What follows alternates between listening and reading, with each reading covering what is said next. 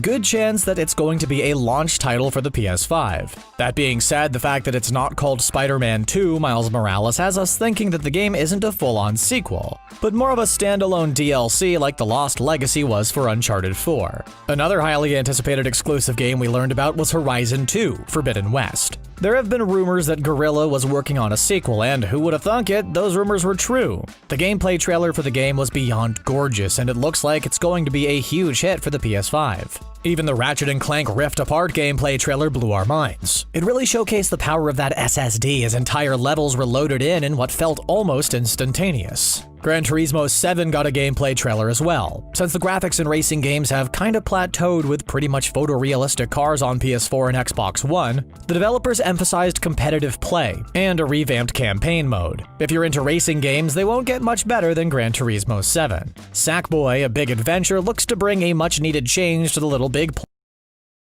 Demon Souls will be released on PS5, and we're really looking forward to reading the words "You died" every 5 seconds in glorious 4K resolution. As for the Xbox Series X, well, it has 3 confirmed exclusives at launch in Halo Infinite, Scorn, and The Ascent. Not that we have anything against Scorn or The Ascent, but Halo is obviously the top dog out of those 3. All we're saying is that Scorn and The Ascent are 2 new IPs, while Halo has been one of Microsoft's best Xbox exclusives for years. So we've got high hopes for Infinite on the Series X. Maybe it'll finally have a Battle Royale mode. Who knows, but we're sure the game will be as polished as they come. In terms of games that'll be playable for both consoles at launch, we have Rainbow Six Siege and Fortnite. 2 very popular shooters, but no one's going to buy a PS5 or Xbox Series X to play Fortnite or Siege. Again, they're not bad games, but they're just already playable on current-gen consoles. We'll most likely be getting additional games in the coming weeks after the launch of the consoles, and this is what has us gamers the most excited. We just can't wait to eventually play Assassin's Creed Valhalla, Cyberpunk 2077, Call of Duty Warzone, Destiny 2, Outriders, and many, many more on the console of our choice. Plus, as we've seen in the demo, it looks like anything running on Unreal Engine is going to be amazing on PS5 and Xbox Series X.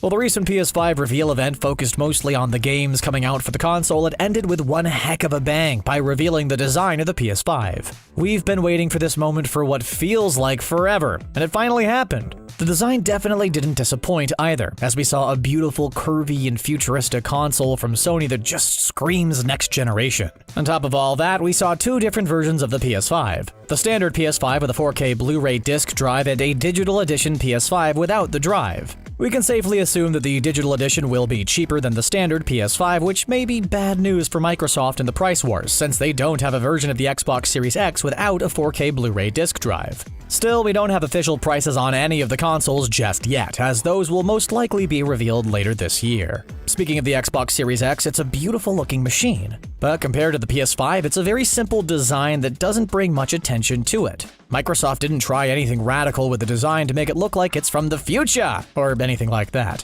It's one color with a huge vent at the top. It looks more like a PC tower than anything else, and that's a good thing because, as we all know, that's where consoles are heading. If they're supposed to rival PCs, it'd make sense for their form factor to also resemble a PC. With this design, the massive heatsink of the Xbox Series X has enough room to do its thing, and the console definitely shouldn't be running into any thermal issues. As for controllers, we were beyond impressed with the PS5's DualSense controller. Not only does it look good, but it looks like a big improvement over the DualShock 4. It has a much more rounded and ergonomic design, and the light bar now sits on the sides of the touchpad instead of at the top of the controller. We're not big fans of the touchpad, but it makes sense to keep it if DualShock 4 controllers are supposed to be compatible with the PS5 as well. In terms of new features, the controller will support haptic feedback and have adaptive triggers in the L2 and R2 buttons, which will allow us to truly feel the tension of our actions. The share button has been replaced with the create button on the DualSense that'll also be used to take pictures and record video clips among other things that Sony hasn't shared with us yet.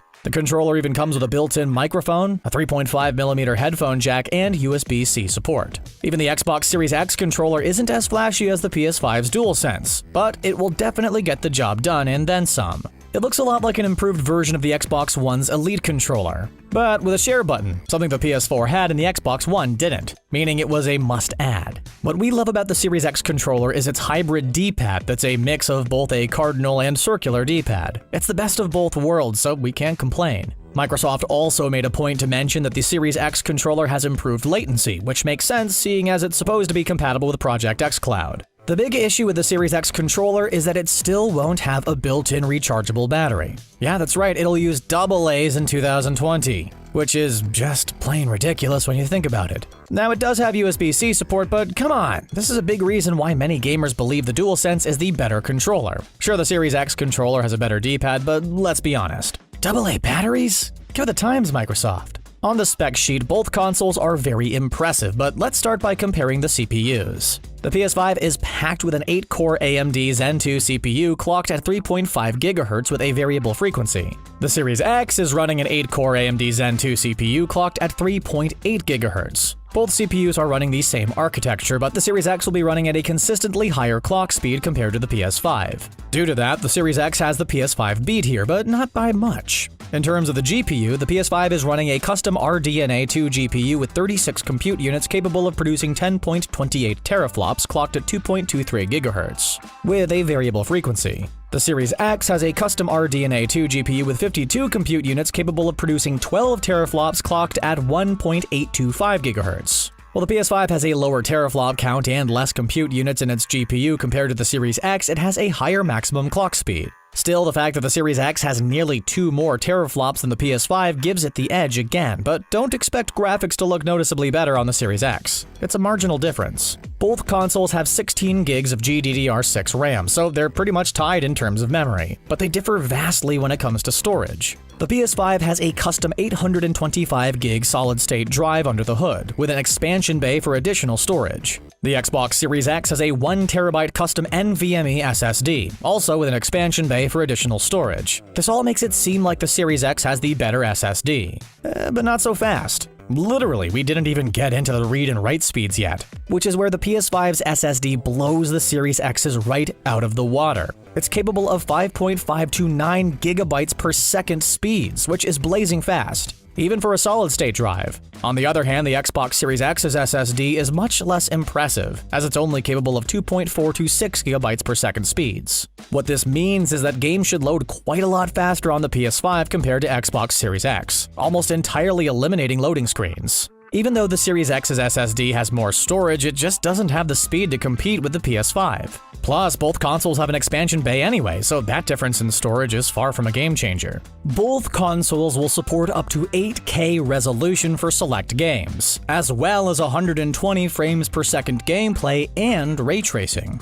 So games will not only look incredible on both consoles, but they should run smoothly as well, with 60 FPS being the minimum frame rate developers are aiming for this upcoming generation. As for backwards compatibility, well, it looks like the Series X has the upper hand. The PS5 is going to be backwards compatible with a quote-unquote overwhelming majority of PS4 titles. It won't be compatible with every single one of them, but we assume the big titles like Horizon Zero Dawn, Uncharted 4, God of War, and more will be playable on the PS5 at launch. The Xbox Series X will support all games playable on the Xbox One. On top of all that, it's even backwards compatible with Xbox 360 and original Xbox console titles. But only if those titles are supported through backwards compatibility on the Xbox One. So technically, the Series X is backwards compatible with 4 generations of games.